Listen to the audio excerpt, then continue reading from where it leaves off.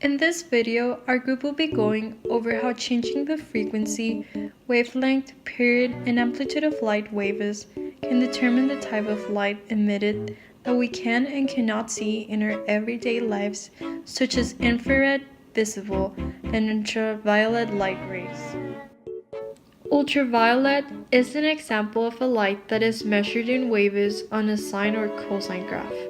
In real life, we can't see ultraviolet light, but it does impact our everyday lives because UV light is so intense. It is used in medical and dental practices to kill bacteria and sterilize surgical equipment.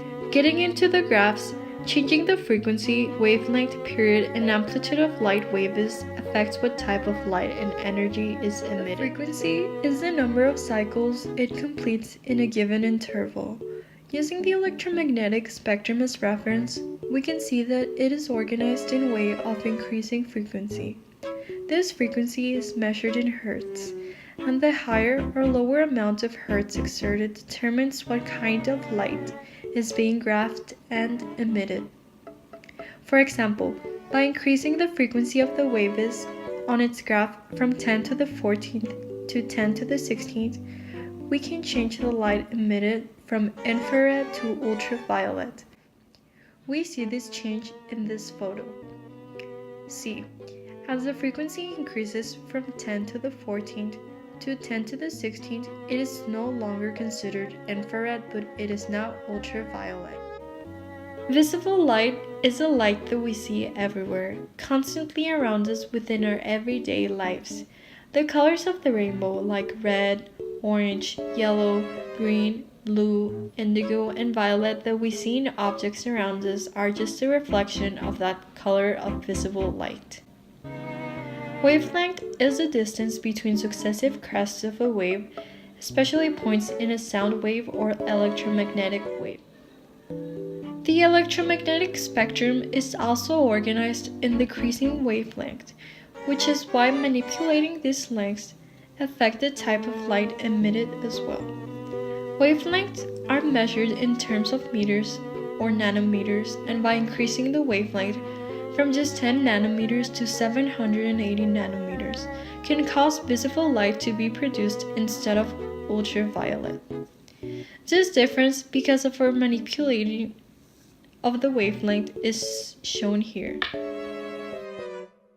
Infrared radiation is a type of electromagnetic radiation that objects emit when they are hot but not quite hot enough to emit visible light, which is why we cannot see it without special cameras.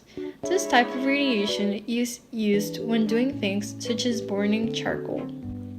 The period is the distance between two consecutive maximum points or two consecutive minimum points.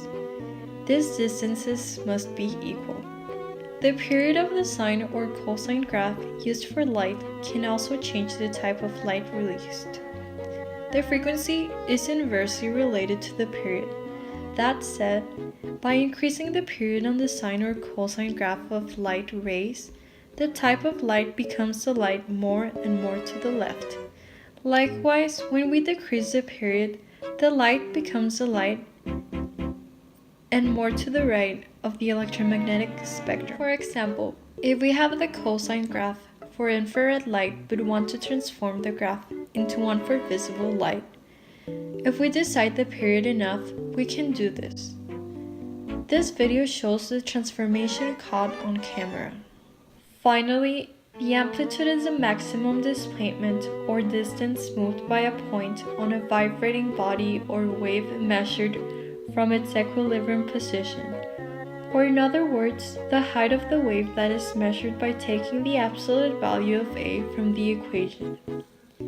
With sine and cosine graphs of light, the amplitude determines the strength or intensity of the light relative to other light waves of the same wavelength. When we change the amplitude, we affect the intensity of that light, which can be seen here. Watch as the light becomes dimmer as the amplitude becomes smaller. Then watch as the light becomes brighter as the amplitude increases. Okay, thank you for watching. That's it.